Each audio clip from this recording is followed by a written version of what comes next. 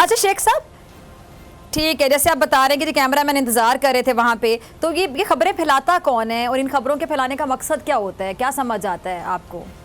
मेरा ख्याल है बहुत सारे लोग ये जो खबरें फैलाई जाती हैं, जैसे कि आप उनके पास फोन है जी जी और जी, ठीक है, वो फोन को जी कैसे अपने आप को मुतारफ करा सकते हैं कि मैंने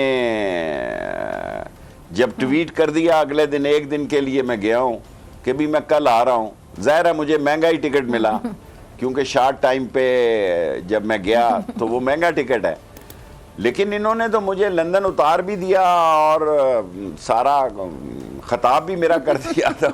मैं गया ही नहीं भाई, मैं पासपोर्ट भेज देता हूँ आपको कि देखें उसमें कोई एंट्री है या नहीं है मेरी।